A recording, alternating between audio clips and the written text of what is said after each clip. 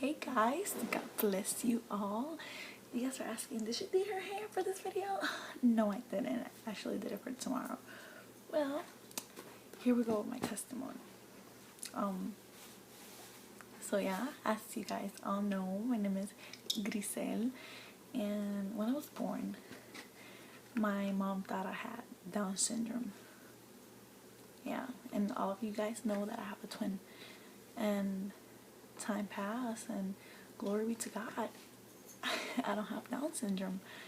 But I was born with a little ball in my ear, in which the doctor said, "Oh, it's nothing. When she grows, it'll go away and whatnot." It never went away. It was there. My dog is doing noise. Anyways, it always stayed there, and when I turned 17, it started bothering me a lot. It started getting hot, cold, big, small, hard, soft, and it was really annoying. So I had surgery on it. It looked like that little. So I got surgery on it, and then the doctor said, "Oh my God." When we took it out, it was not what we expected. It was actually that big. It was all on my skull. Stop. And they found out it was a tumor. Oh wow, a tumor. Living with me 18 years. A tumor that it just started to turn bad. She said, if you would never came in, it would have took your life. It would have took my life. But glory be to my God. That was the second time he saved me from death. Now the first time he saved me from death was when I was 12.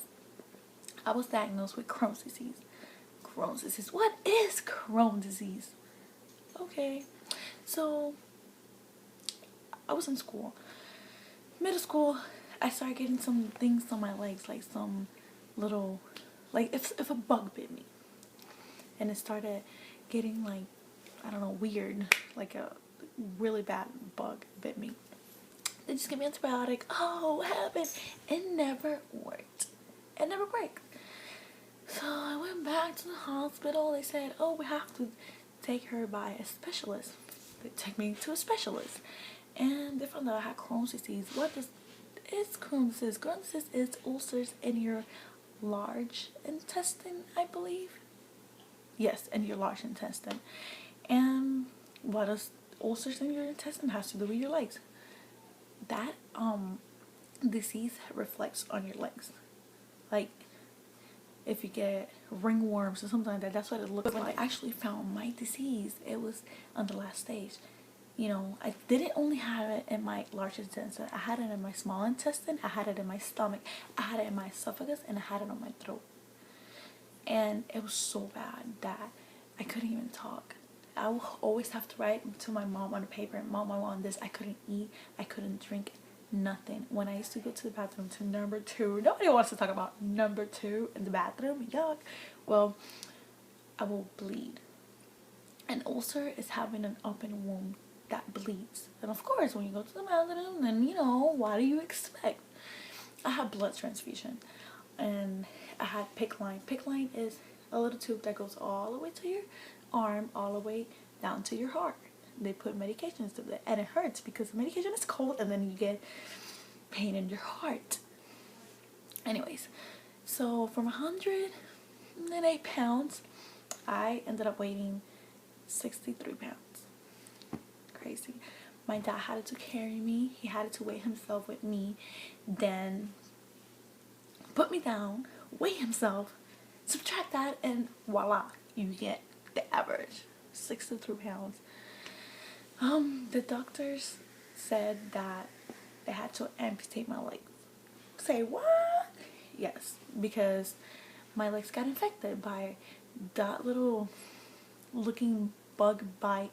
It started getting an infection, like with pus, with blood. It was yucky, caca, nasty, poo poo, whatever. And they were saying that they were gonna amputate my leg. And my mom said, "Oh no, you're not gonna amputate my daughter's leg." And then they told her, "But she's gonna die within 3 days.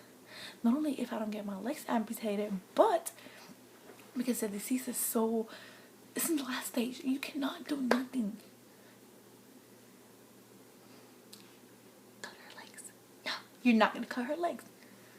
My mom cried. My dad cried. I didn't even know this at that time. They told me this later. That said that you were going to die in 3 days. But I knew that I was going to die.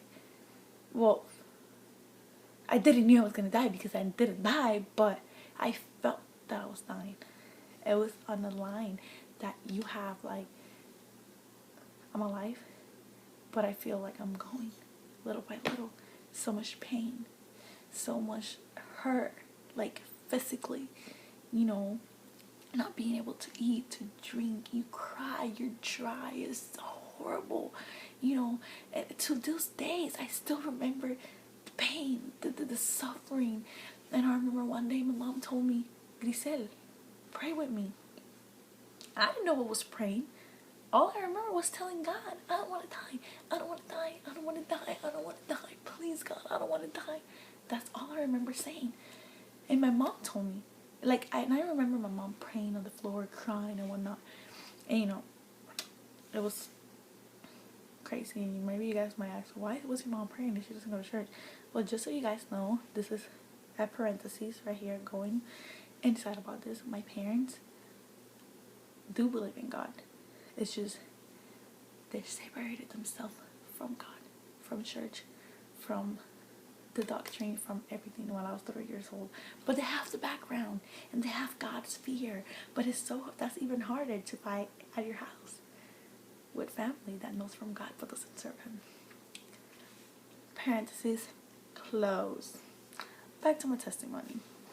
So I remember mom on the floor praying, and she told me that she seen Jesus walking in the room with 2 angels on his side. That he came up to my body, to the bed, and he started going like this, up and down my body, without touching me, just like that. And she said the bed was shaking. The next morning they said, oh, we want to do some tests, just because. Okay, go ahead and run some tests on her. What happened? They found themselves with a little surprise. Oh yes, they did. What happened? The disease was getting better. How? I remember Jesus visited me that night. Oh yes. When he put his hand on me, his healing hand, oh, he did a miracle. Yes, he did.